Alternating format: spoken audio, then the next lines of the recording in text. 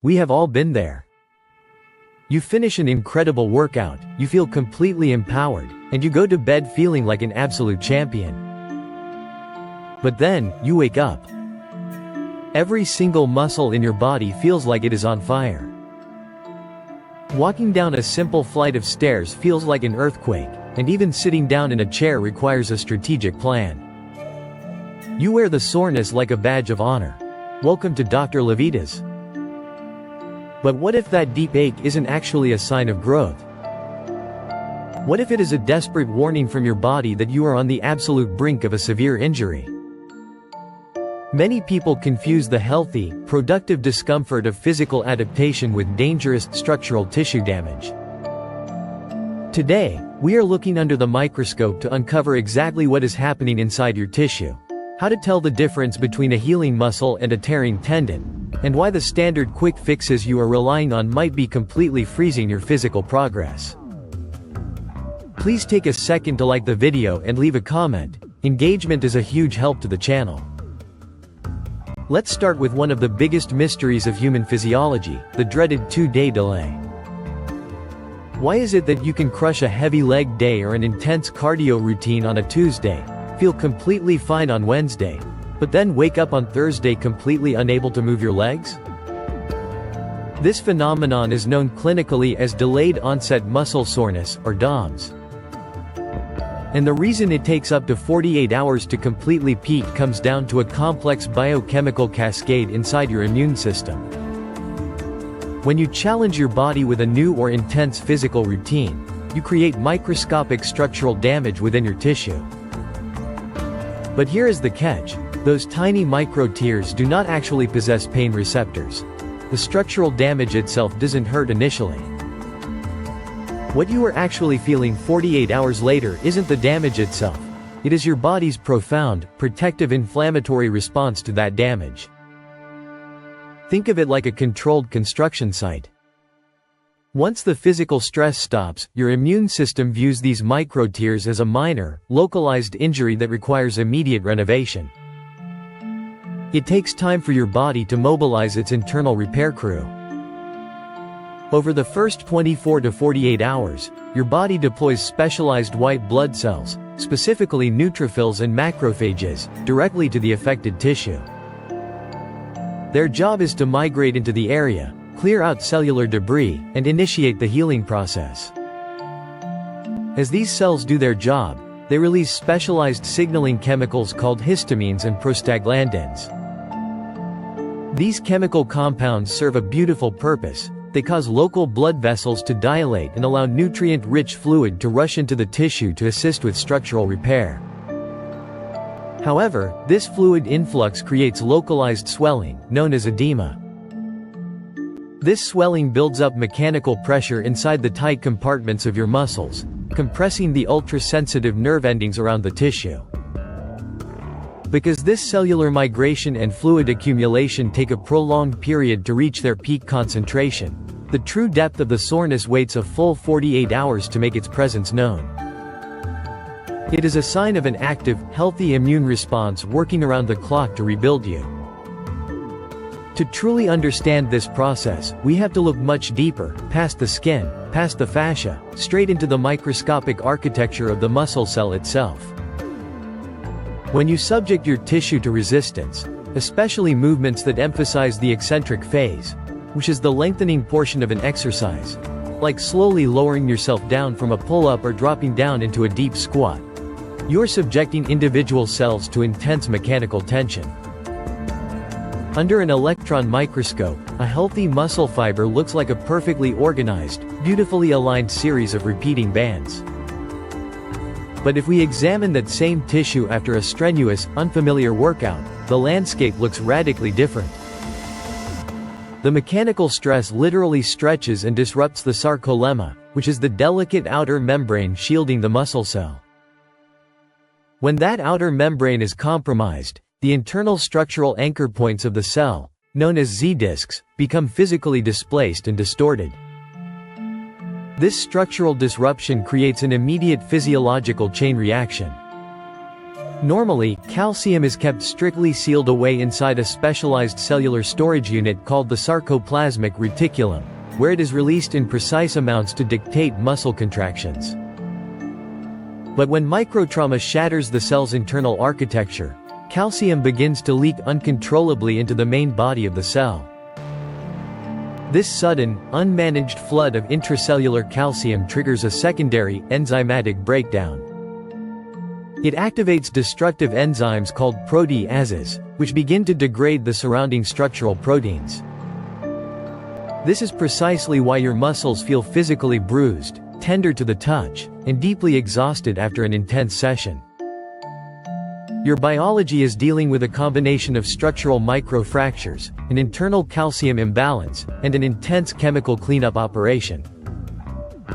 It is an energy-intensive, highly delicate process of cellular renewal that requires time, patience, and proper metabolic support to successfully navigate. Now that we understand what healthy soreness looks like on a cellular level, we have to address the most critical question of all. How do you know if that deep, radiating ache is a healing muscle fiber adapting to stress, or a structural tendon that is actively tearing apart under the load? Failing to recognize this distinction is exactly how a sustainable, health-focused routine transforms into a chronic medical issue. To understand the difference, we have to look at how our anatomy is physically put together. Let's look at the basic structure of our musculoskeletal system. If you look closely at this anatomical structure, you can see the clear diagnostic roadmap your body provides. The large, fleshy midsection of the structure labeled as the muscle belly, which transitions at the end into a tough, white, fibrous band known as the tendon, that firmly anchors the entire structure straight into the bone. These two distinct tissues possess completely different properties, different blood supplies, and entirely different pain profiles. Healthy muscle soreness lives exclusively within that meaty center of the muscle belly. Because the muscle belly has an exceptionally rich, redundant blood supply, it is highly resilient and heals rapidly.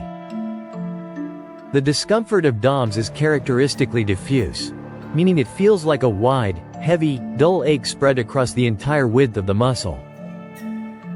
Crucially, muscle soreness responds beautifully to gentle movement.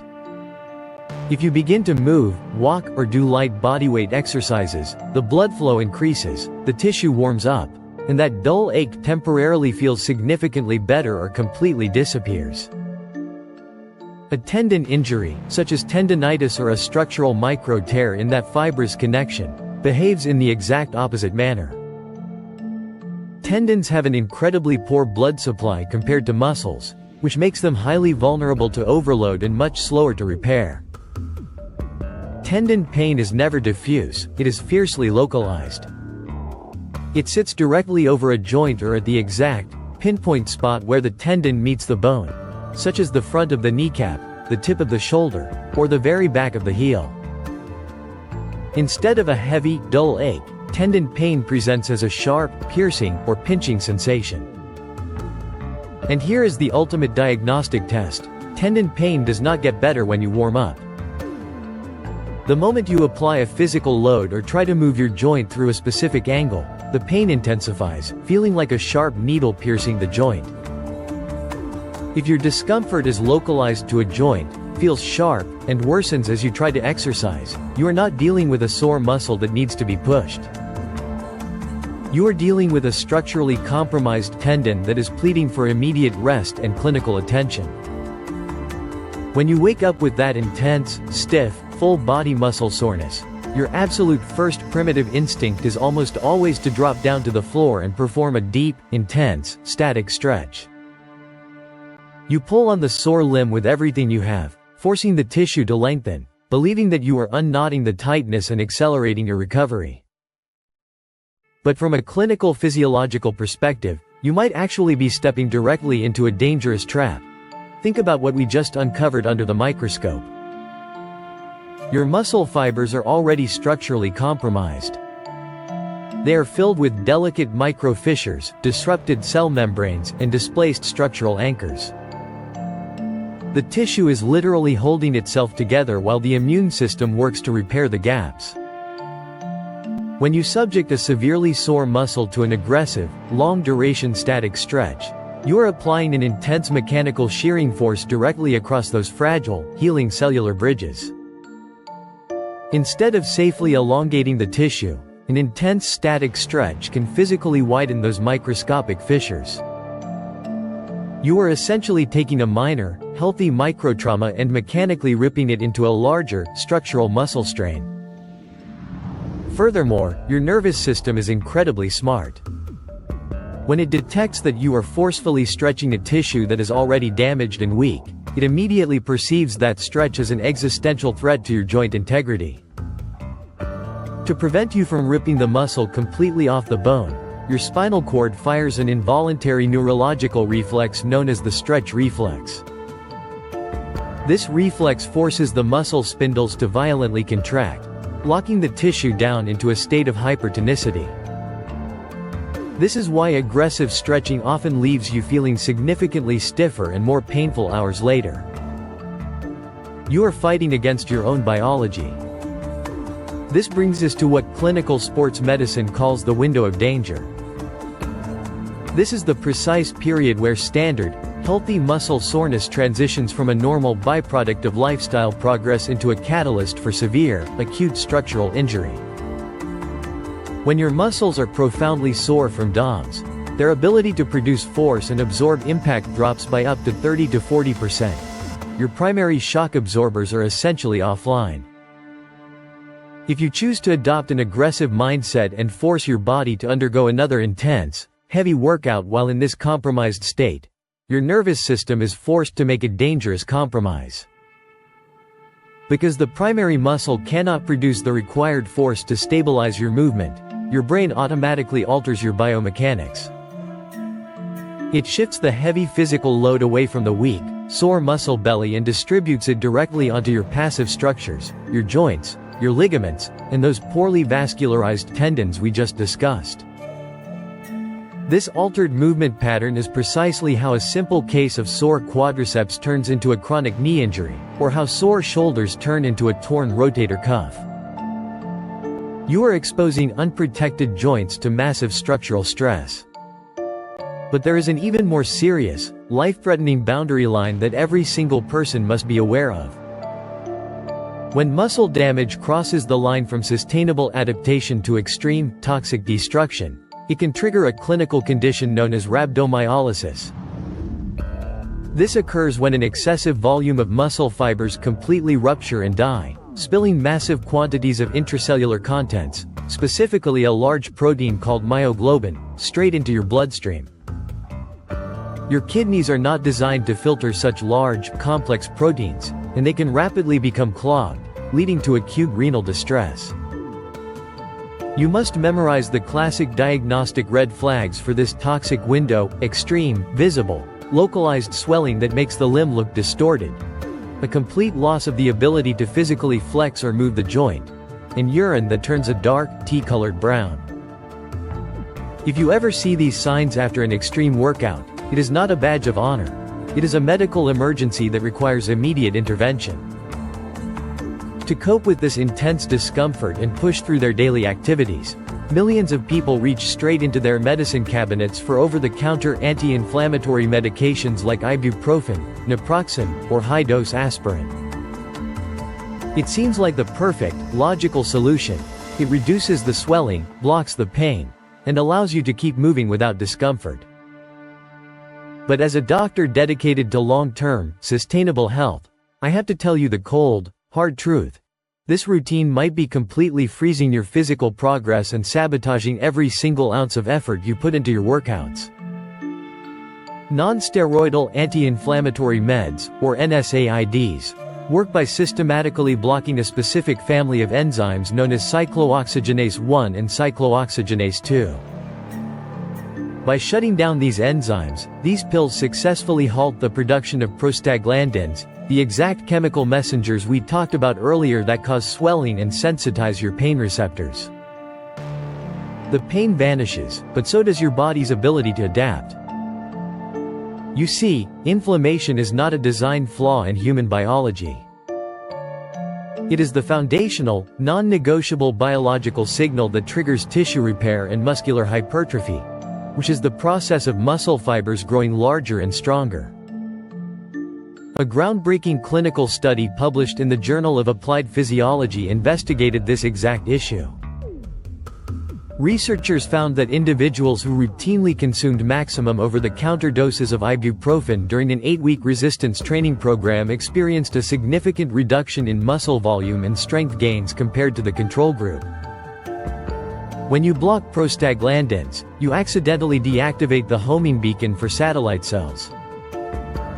Satellite cells are the specialized stem cells of your muscular system. They live quietly on the outside of your fibers, waiting for the signal of inflammation to wake them up. Once activated, they rush to the microtears, fuse with the damaged tissue, donate their genetic material, and drive the synthesis of new, stronger proteins. By artificially silencing the inflammatory signal with medication, you are essentially turning off the electricity at the construction site. The pain is gone, but the building completely stops.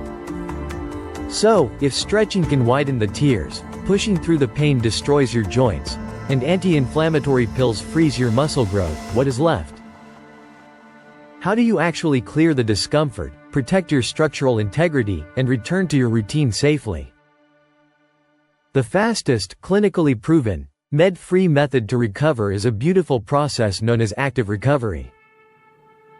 Instead of adopting a sedentary lifestyle and sitting completely still on the couch, which allows fluid to pool in the tissue and increases stiffness, or relying on chemical fixes, you must use low-intensity movement to harness your body's natural circulatory pump. Engaging in 20 to 30 minutes of very low-intensity activity, such as a relaxed walk, an easy spin on a stationary bicycle with zero resistance, or gentle swimming, is the absolute gold standard for tissue clearing. During active recovery, your heart rate rises just enough to dilate peripheral blood vessels without creating any new mechanical stress or micro-tears. This wave of fresh, highly oxygenated blood floods the sore tissue, bringing a massive delivery of amino acids, glucose, and systemic nutrients straight to the healing Z-discs. At the same time, the gentle, rhythmic contractions of the muscle belly act as a mechanical pump for your lymphatic system, physically sweeping away the accumulated fluid, histamines, and metabolic debris that are causing that intense pressure on your nerve endings. You can pair this active recovery with targeted, gentle myofascial release, like slow foam rolling or light massage. A comprehensive meta-analysis published in the journal Frontiers in Physiology evaluated multiple recovery modalities and confirmed that post-exercise massage and foam rolling are among the most powerful non-pharmacological interventions available to down-regulate the intensity of DOMS and rapidly restore your force production capacity. The secret isn't to violently massage the muscle to break up tissue, but rather to apply gentle, consistent pressure to stimulate specialized sensory receptors called mechanoreceptors. This signals your central nervous system to reduce its perception of threat, relaxing the hypertonic muscle spindles and dampening the pain signals reaching your brain. It is safe, med-free, and works in perfect harmony with your evolutionary biology. Here is the doctor's verdict.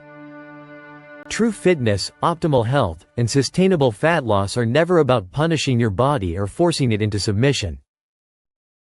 Your body is not an opponent that you have to defeat in a battle of willpower. It is an incredibly sophisticated, highly responsive biological partner. Every single ache, pain, stiffness, and sensation is a precise piece of data, a direct form of communication trying to guide your decisions.